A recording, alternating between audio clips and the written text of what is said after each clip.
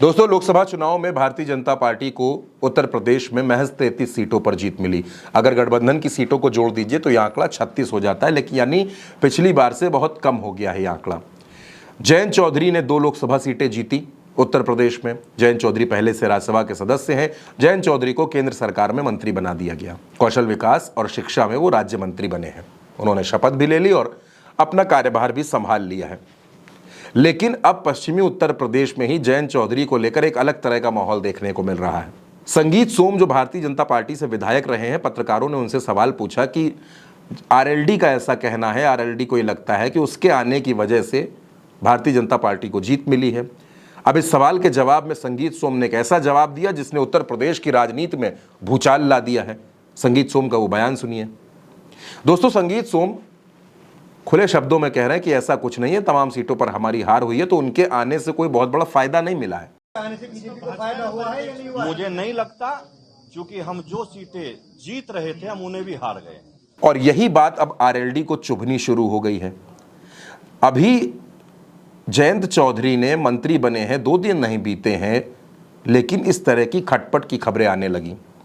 अब आरएलडी के प्रवक्ता है रोहित अग्रवाल, उनका ये कहना है कि संगीत सोम जो कह रहे हैं वो बिल्कुल गलत कह रहे हैं। हमारी वजह से भारतीय जनता पार्टी को कई सीटों पर जीत मिली, चाहे वो आगरा की सीट हो, चाहे फतेहपुर की सीट हो, वो तमाम सीटें गिनवा रहे हैं। और उनका कहना है कि जयंत चौधरी ने जिन जिन सीटों पर प्रचार किया वहां भारतीय जनता पार्टी को जीत मिली है। इसलिए संगीत सोम के आरोपों में कोई सच्चाई नहीं है, वो गुमराह कर रहे हैं।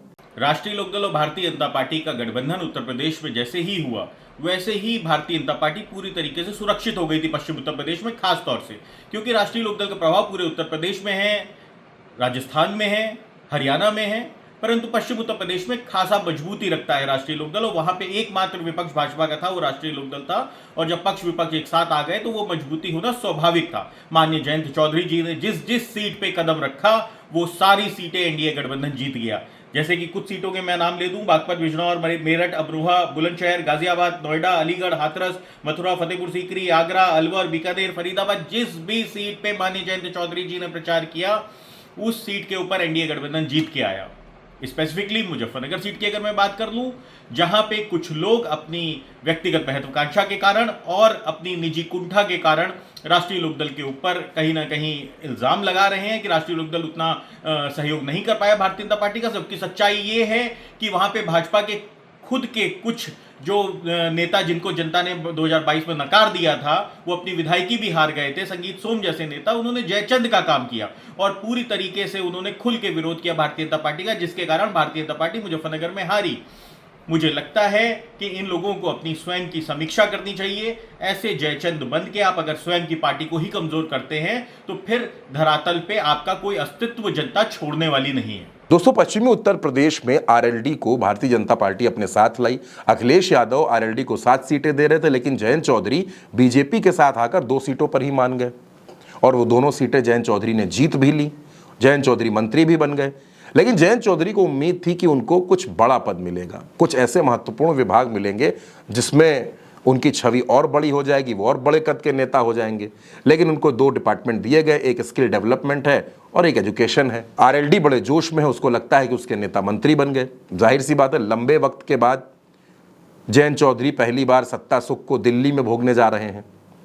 उत्तर प्रदेश की सरकार में वो पहले ही शामिल हो गए थे और अब दिल्ली की सत्ता भी उनको मिलेगी। यानी जयंत चौधरी को तो लगता है कि उनके लिए सारे ग्रह बिल्कुल ठीक हैं, सब कुछ ठीक चल रहा है। लेकिन बीजेपी के अंदर से ही जयंत के खिलाफ आवाज़ उठनी शुरू हो गई है और ये अभी पहली आवाज़ है। आगे आगे देखिए, वक्त जैसे जैसे बढ़ेगा विरोध की आवाज़ें और बढ़ेंगी। यानी बीजेपी भले ही ये दावे कर रही हो कि उसने सरकार बना ली है, सारे गठबंधन के सहयोगी उसके साथ है, लेकिन जिस तरह से पूरे देश में मंत्रिमंडल विस्तार ये जो हुआ, ये जो विभाग बटे, इसके बाद जिस तरह से विरोध के सुर उठ रहे हैं उत्तर प्रदेश से लेकर बिहार तक, बिहार से लेकर महाराष्ट्र तक, ये बताता है कि भारतीय जनता पार्टी के लिए, नरेंद्र मोदी के लिए अगले 5 साल सरकार चलाना बेहद चुनौतीपूर्ण है, क्योंकि ऐसी स्थितियां बार बार सामने आएंगी। जिस तरह उत्तर प्रदेश में भारतीय जनता पार्टी और आरएलडी के बीच तनातनी आनी शुरू हो गई है। दोस्तों, ये खबर आप मेरे साथ उल्टा चश्मा यूसी पर देख रहे थे। मेरा नाम चंद्रकांत शुक्ला है।